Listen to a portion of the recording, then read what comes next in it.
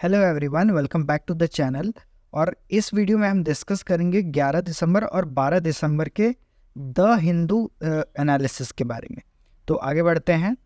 पहला है Vishnu Deo Sai chosen as a new Chhattisgarh chief minister. तो यहाँ पे apart from this particular news आपको क्या याद रखने की ज़रूरत है? The office of chief minister, speaker and deputy CM, ये जो 3 कॉन्स्टिट्यूशनल पोस्ट हैं इसके बारे में आपको याद रखना है। कहाँ से याद रखना है? GS2 पॉलिटी के लिए जो भी आप रिसोर्स यूज़ करें। तो आज ही क्या करेंगे, ये तीनों टॉपिक जाके रिवाइज कर लेंगे।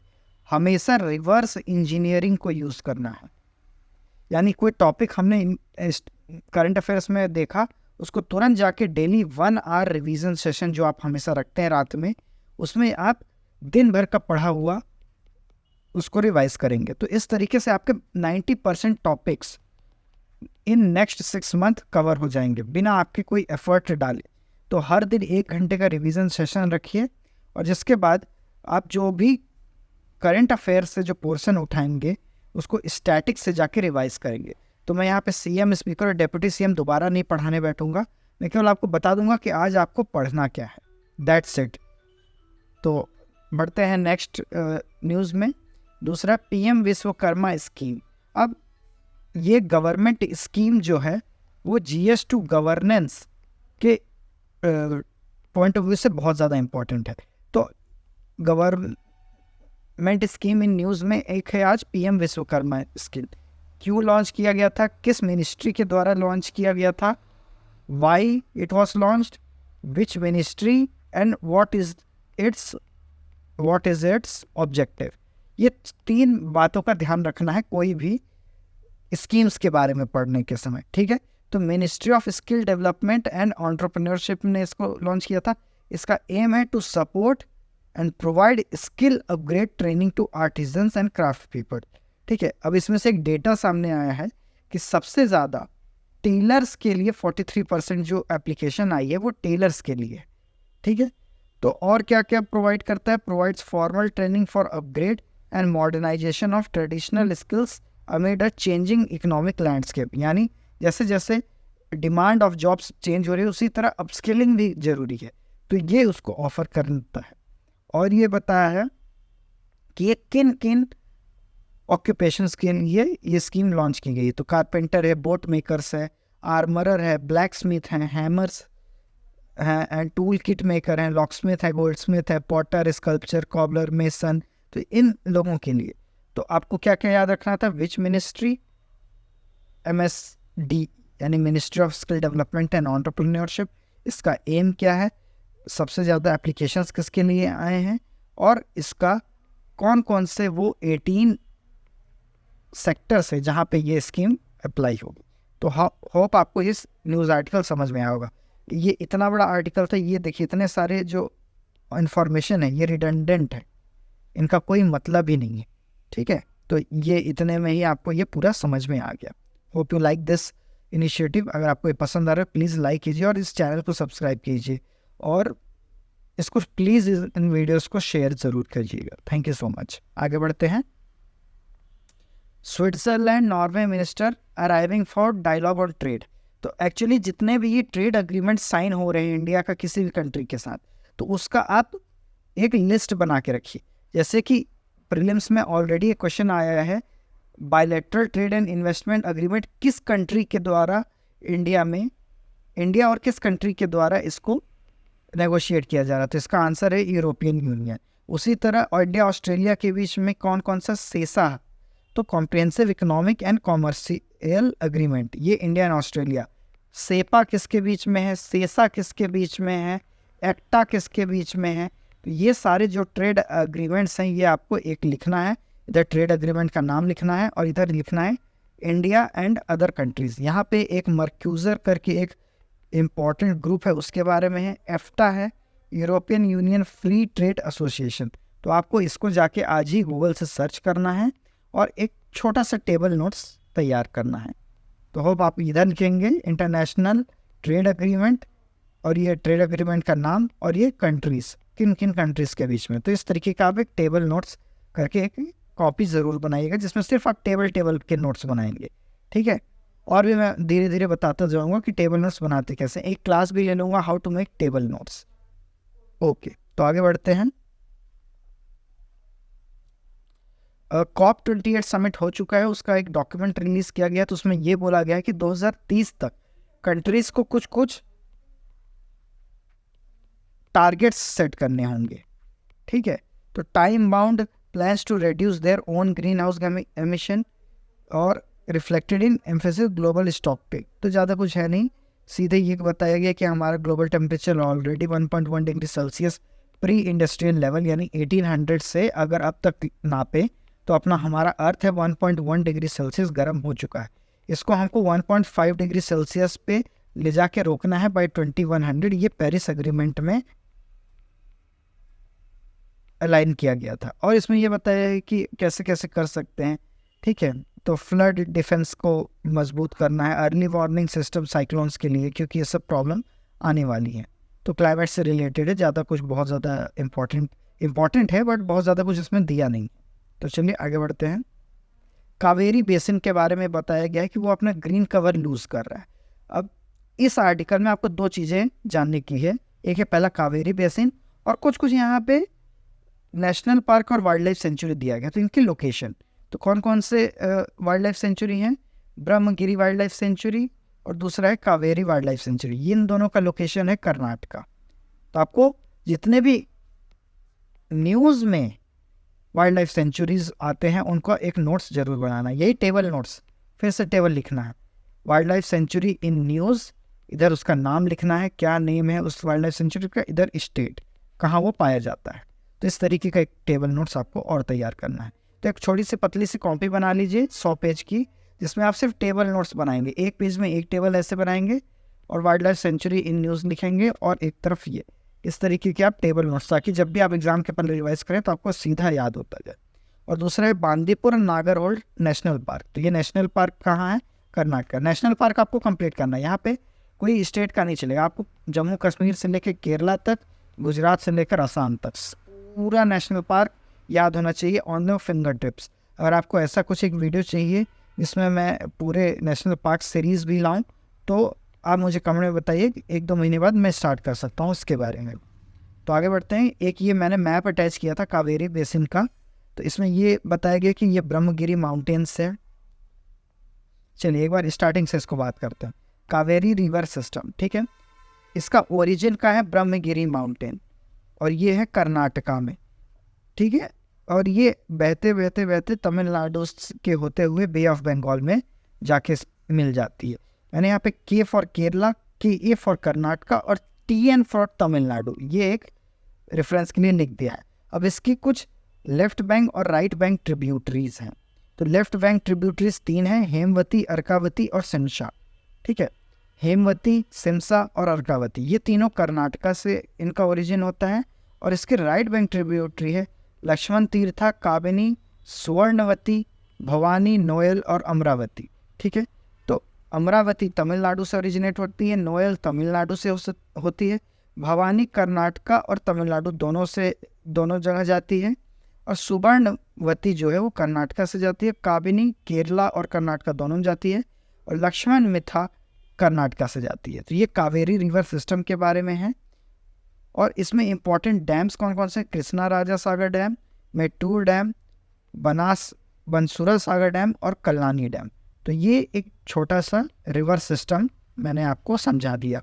इसको 2 बार देखिएगा इसी क्लिप को और आपको ये याद हो जाएगा। Left bank right bank tributary कौन कहाँ से जाता है, कौन कौन से इंपॉर्टेंट डैम्स हैं और ओरिजिनेट कहाँ होती है, Brahmagiri ranges of Coorg district of Karnataka.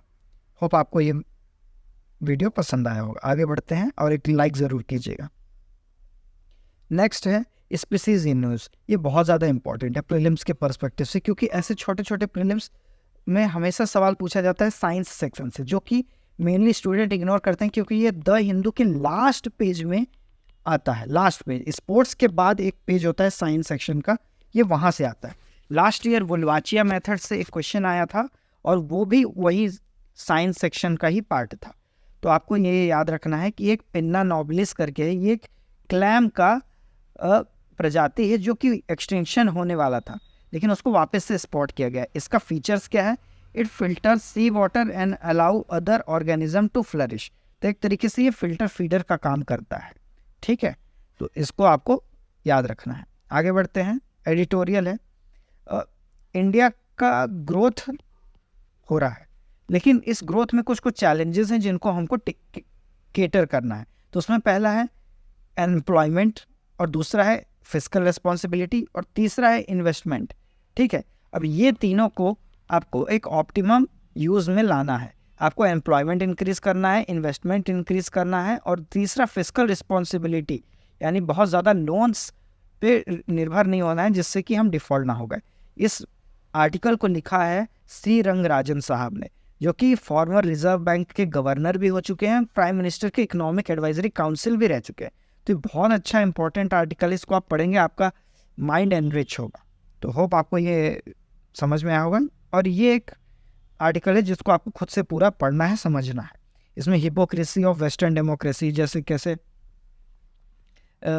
US हमेशा डेमोक्रेसी की बात करता है, लेकिन जो ये इजराइल और पैलेस्टीन के बीच में कन्फ्लिक्ट हो रहा है वहाँ पे वो कोई भी मेडिएशन नहीं कर पा रहा है। तो ये था 11 तारीख का न्यूज़पेपर। आगे बढ़ते हैं 12 तारीख के न्यूज़पेपर में।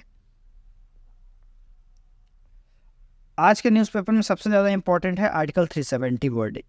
अब इसमें 2-4 की टेकअवेज हैं, आप वो पढ़ लीजिए कि जो प्रेसिडेंट का पावर यूज़ किया है उन्होंने स्पेशल प्रिविलेज को हटाने के अंदर, वो एकदम सही है, उसमें कोई प्रॉब्लम नहीं है, वो कॉन्स्टिट्यूशनली वैलिड है। आप कौन सा वर्ड यूज़ करेंगे? इट्स कॉन्स्टिट्यूशनली वैलिड, ठीक है, कॉन्स्टिट्यूशनली वैलिड। दूसरा है, क्या सुप्रीम कोर्ट ने एक हिदायत भी दी है कि आपको जल्दी से जल्दी जम्मू कश्मीर का स्टेटहुड को रिटर्न करना है और असेंबली इलेक्शन और डेमोक्रेसी को रिस्टोर करना है। और जो यूनियन टेरिटरी ऑफ लद्दाख बनाने का डिसीजन था वो भी सही है, ठीक है। और ये कहा गया है कि जम्मू कश्मीर का कोई इंटरनल सोवरेनिटी नहीं था, वो कॉन्स्टिट्यूशन ऑफ इंडिया के अंदर ही आता है। तो ये आपको 3-4 बातें याद रखने की ज़रूरत है। ये मैंने पूरा अच्छे से लिख दिया, इसको आप पढ़ेंगे और समझ में आ जाएगा। दूसरा है retail inflation. Inflation one of the most important topic है जो कि 2-3 बार इस चैनल पे डिस्कस किया जा चुका है। तो इन्फ्लेशन को अब आज आप अपने स्टैटिक पोर्शन से जाके इकोनॉमी से रिवाइज करेंगे। आपके पास 3-4 टॉपिक हो गया रिवाइज करने के लिए, सीएम, स्पीकर, डेप्यूटी सीएम और इन्फ्लेशन, 4 टॉपिक हो गया। धीरे धीरे करके ऐसे आपके सारे टॉपिक रिवाइज होते जाएंगे। Always go on reverse engineering. कभी पहले पेज से आखिरी पेज तक रिवाइज करने नहीं बैठिए, जो टॉपिक आपके सामने आ रहा है उसको रिवाइज कर लीजिए। ऐसे आप प्लान बनाते जाइए और 1-1 घंटे रोज़ रिवाइज कीजिए, क्योंकि अब तक तो आपका पूरा सिलेबस कंप्लीट हो जाना चाहिए, तब आप 2024 के प्रीलिम्स और मेंस को अच्छे से कर सकते हैं। बाकी रिवीजन और टेस्ट सीरीज़ लगाते रहिए, प्रीवियस ईयर क्वेश्चंस लगाते रहिए। वहाँ से आपको कुछ कुछ टॉपिक समझ में आएंगे कि ये टॉपिक मेरे वीक है, लिखते जाइए, उसको जाके वापस रिवाइज। हमेशा रिवर्स इंजीनियरिंग के थ्रू पढ़ना है, तो it will be easy for revision. Okay, next article, road safety को लेकर काफ़ी अच्छा आर्टिकल आया है जिसमें कुछ बेस्ट प्रैक्टिसेस शेयर की गई है। केरला में साबरीमाला रोड सेफ्टी प्रोजेक्ट के बारे में बताया गया है, जिसको union road transport minister Nitin Gadkari साहब ने इनॉग्रेट किया है, ठीक है। तो इसको आप एग्जांपल अपने नोट्स में लिख लीजिएगा कि रोड सेफ्टी के लिए हम क्या क्या कर सकते हैं। तो ये एक अच्छा एग्जांपल है। लाइव एग्जांपल से आपका 1 मार्क्स एक्स्ट्रा मिल सकता है मेंस में। और ये है नेक्स्ट आर्टिकल है फ्लडिंग के बारे में, अर्बन फ्लडिंग। जैसे कि तूफान आया मिचुनाग और उसके बाद क्या हुआ, पूरा चेन्नई फ्लड हो गया। तो क्या प्रॉब्लम था? सबसे बड़ा प्रॉब्लम था सिंगल यूज़ प्लास्टिक।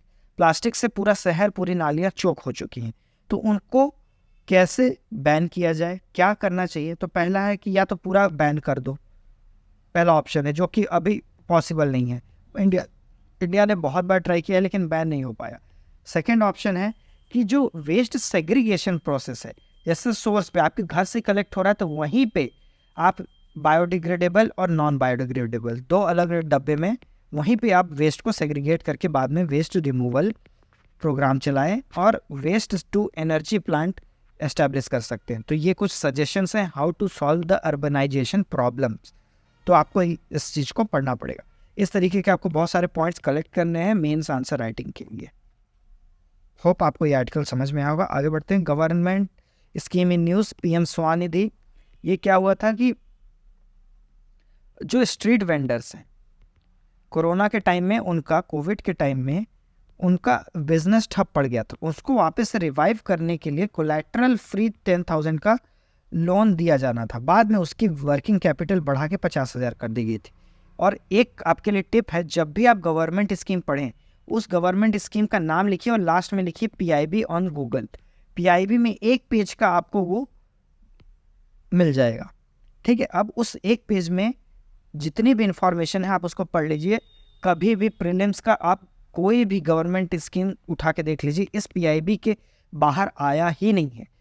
ये मैंने बहुत अच्छे से रिसर्च किया है, मुझे ये पता चला कि पीआईबी का एक पेज का ये जो न्यूज़ रहता है उसी में से हमेशा आता है, क्योंकि उसमें सब कुछ कवर होता है। कौन सी मिनिस्ट्री है, एम क्या है, ऑब्जेक्टिव क्या है और उसका नेचर क्या है, सब कुछ इसी में बताया हो जाता है। तो आप हमेशा लिखिएगा PM Svanidhi PIB on Google, आपको ये एक पेज का आर्टिकल मिलेगा, यहाँ से आप नोट्स बना सकते हैं, ठीक है। तो इसको देख लेते हैं। पीएम स्वनिधि क्या है, इसको महुआ ने लॉन्च किया है, ministry of urban housing affairs ने। इसका एम क्या था, कोलैटरल फ्री लोन देना था छोटे जो बिजनेसेस हैं जो कोविड पैंडमिक में उनका प्रॉब्लम हो गया था। पहला था 10,000 रुपये का लोन था, फिर उसको बढ़ा के 50,000 रुपये तक का भी किया गया था। और इसको state urban local bodies responsible होते थे कि कौन वो एलिजिबल स्ट्रीट वेंडर है जिनको ये देना चाहिए। तो बस इतना ही याद रखना है इस स्कीम्स के बारे में। तो आगे बढ़ते हैं। एडिटोरियल है, ये कोई बहुत ज़्यादा इम्पॉर्टेंट तो नहीं है जिसको आप बहुत ज़्यादा यूज़ कर लेंगे, लेकिन एक अच्छा आर्टिकल था कि जिसमें ये बोला गया है कि जो क्रिप्टो ओनर्स हैं ये कोई ऑर्गेनाइजेशन नहीं करता, इसको इंडिविजुअल्स लोग कंट्रोल कर रहे हैं। जैसे कि बाइनांस के एक सीईओ था, जैसे कि वाजिर एक्स हो गए, तो इनमें ट्रांसपेरेंसी का प्रॉब्लम है। ये अभी बता नहीं रहे कि इनके ट्रांजेक्शन्स हो कैसे रहे। तो ये ट्रांसपेरेंसी से रिलेटेड एक आर्टिकल था, बहुत ज़्यादा इंपॉर्टेंट नहीं था। अगर नहीं पढ़े होंगे तो कोई दिक्कत नहीं है, इन पढ़ना चाहिए, कभी कभी डिफरेंट आर्टिकल पढ़ने चाहिए। आगे बढ़ते हैं। ये फूड सिक्योरिटी को लेकर, और इसमें कुछ बेस्ट प्रैक्टिसेस उड़ीसा की बताई गई है। तो एग्रीकल्चरल ट्रांसफॉर्मेशन में उड़ीसा ने कैसे अच्छा परफॉर्म किया, ये उसके बारे में। तो इसको खुद से पढ़िएगा और कुछ छोटे मोटे 4 लाइन के नोट्स निकालने की कोशिश कीजिएगा मेंस के लिए, क्योंकि मेंस का आंसर एनरिच होगा हमेशा करंट अफेयर्स से अच्छे अच्छे आर्टिकल्स उठाने से। तो एक मेंस के लिए मेंस एनरिचमेंट कॉपी बना लीजिए, उसमें टॉपिक वाइज फूड सिक्योरिटी ऐसे लिखिए और उसमें 2-3 पॉइंट, और थोड़ा सा पेज छोड़ दीजिए। अगर आपको कभी कुछ और मिलेगा तो ऐसे लास्ट में जाके आपके पास 50-60 अच्छे आर्टिकल्स हो जाएंगे, अच्छे मतलब पॉइंटर्स हो जाएंगे जो आपके मेंस आंसर राइटिंग को एनरिच करेंगे। तो ये था 12 तारीख का न्यूज़पेपर, होप आपको पसंद आया होगा। तो thank you so much for watching, और इस चैनल को सब्सक्राइब कीजिए।